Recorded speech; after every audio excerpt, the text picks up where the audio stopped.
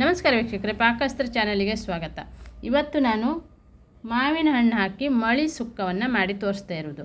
ಈಗ ಮಳಿ ಸೀಸನ್ನು ಹೌದು, ಮಾವಿನ ಹಣ್ಣಿನ ಸೀಸನ್ನು ಹೌದು. ಎರಡೂ ಮಿಕ್ಸ್ ಮಾಡಿಬಿಟ್ಟು ನೀವು ಒಮ್ಮೆ ಸುಕ್ಕ ಮಾಡಿ ನೋಡಿ. ತುಂಬಾ ಟೇಸ್ಟ್ ಕೊಡುತ್ತೆ, ಡಿಫ್ರೆಂಟ್ ಆಗಿರುತ್ತೆ. ಈಗ ನಮ್ಮ ಉಡುಪಿ ಕುಂದಾಪುರದಲ್ಲಂತೂ ಇದು ಫೇಮಸ್ ಆಗಿರುವಂಥ ಮಳಿ ಸುಕ್ಕ. ಇದು ಮಾವಿನ ಹಣ್ಣು ಸೀಸನ್ನು ಹೌದು, ಮಳಿ ಸೀಸನ್ನು ಹೌದು. ಈಗ ಮಳಿನೂ ಎಲ್ಲ ಕಡೆ ಸಿಗುತ್ತೆ. ನೀವು ಖಂಡಿತ ಒಮ್ಮೆ ಇದನ್ನು ಟ್ರೈ ಮಾಡ್ಕೊಳ್ಳಿ, ತುಂಬಾ ಟೇಸ್ಟ್ ಆಗಿರುತ್ತೆ. ವಿಡಿಯೋವನ್ನು ಪೂರ್ತಿಯಾಗಿ ನೋಡಿ, ಹಾಗೆ ಇನ್ನೊಬ್ಬರಿಗೂ ಶೇರ್ ಮಾಡಿ, ಲೈಕ್ ಮಾಡಿ, ಸಪೋರ್ಟ್ ಮಾಡಿ. ನನ್ನ ಚಾನಲನ್ನು ಫಸ್ಟ್ ಟೈಮ್ ನೋಡ್ತಾ ಇದ್ದರೆ ಸಬ್ಸ್ಕ್ರೈಬ್ ಮಾಡ್ಕೊಳ್ಳಿ.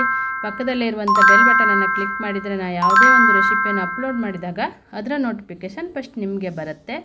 ಸಿಂಪಲ್ ಆಗಿರುವಂಥ ರೆಸಿಪಿಗಳನ್ನು ನಾನು ಶೇರ್ ಮಾಡ್ತಾ ಇರ್ತೇನೆ. ಇವತ್ತು ನಾನು ಮಳಿನೂ 1 kgಕ್ಕಿಂತ ಸ್ವಲ್ಪ ಜಾಸ್ತಿ ಇದೆ. ಇದನ್ನೀಗ ಕ್ಲೀನ್ ಮಾಡ್ಕೊಳ್ಳೋಣ. ಮಳಿನೂ ಕೂಡ ಹಾಗೆ ಫ್ರೆಶ್ ಆಗಿದೆ, ದೊಡ್ಡಕ್ಕಿದೆ ನೋಡಿ.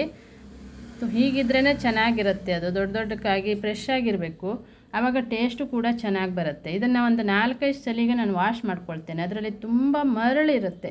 ಆ ಮರಳು ಹೋಗುವ ಹಾಗೆ ಚೆನ್ನಾಗಿ ನೀರು ಬಿಟ್ಕೊಂಡು ಅದನ್ನು ವಾಶ್ ಮಾಡ್ಕೊಳ್ಬೇಕು.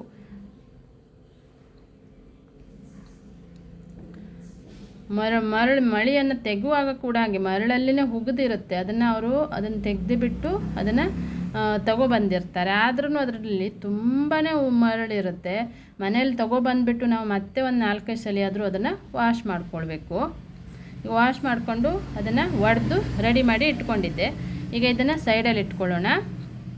ಈಗ ಮಸಾಲೆ ರುಬ್ಬಲಿಕ್ಕೆ 1 ಬೌಲು ತೆಂಗಿನಕಾಯಿ ತುರಿ, ಒಂದು 4-5 ಅಷ್ಟು ಬೆಳ್ಳುಳ್ಳಿ ಇದೆ, 1 ಈರುಳ್ಳಿಯನ್ನು ಕಟ್ ಮಾಡ್ಕೊಂಡಿದ್ದೆ ನಾನು. 1 ಈರುಳ್ಳಿ ಇದೆ ಇಲ್ಲಿ.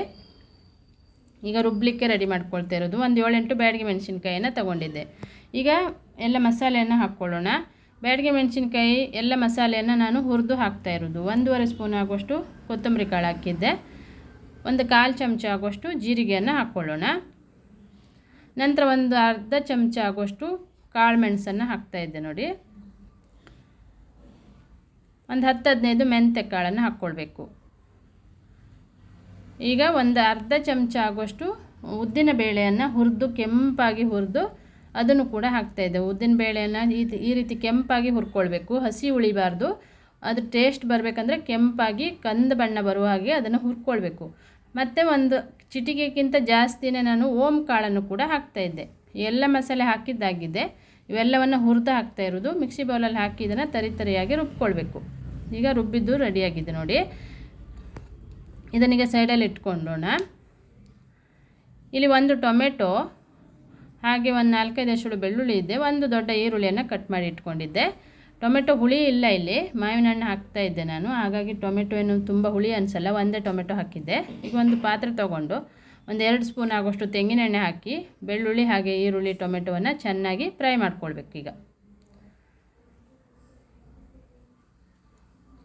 ಇದನ್ನು ಈರುಳ್ಳಿ ಮತ್ತು ಟೊಮೆಟೊ ಬೆಳ್ಳುಳ್ಳಿಯನ್ನು ಚೆನ್ನಾಗಿ ಫ್ರೈ ಮಾಡ್ಕೊಳ್ಬೇಕು. ತುಂಬ ಸಿಂಪಲ್ ಆಗಿರುತ್ತೆ, ತುಂಬಾ ಟೇಸ್ಟ್ ಕೊಡುತ್ತೆ. ಈ ರೀತಿ ನೀವು ಮಾವಿನ ಹಣ್ಣು ಸಿಕ್ಕಿದರೆ ಖಂಡಿತ ಮಳಿ ತಗೊಬಂದುಬಿಟ್ಟು ಒಮ್ಮೆ ಇದನ್ನು ಟ್ರೈ ಮಾಡಿ, ತುಂಬ ರುಚಿಯಾಗಿರುತ್ತೆ. ಈಗ ಟೊಮೆಟೊನ ಹಾಕಿದ್ದೆ ನೋಡಿ. ಹಾಕಿ ಇದನ್ನು ಚೆನ್ನಾಗಿ ಮಿಕ್ಸ್ ಮಾಡಿಕೊಂಡು ಅದನ್ನು ಚೆನ್ನಾಗಿ ಫ್ರೈ ಮಾಡ್ಕೊಳ್ಬೇಕು.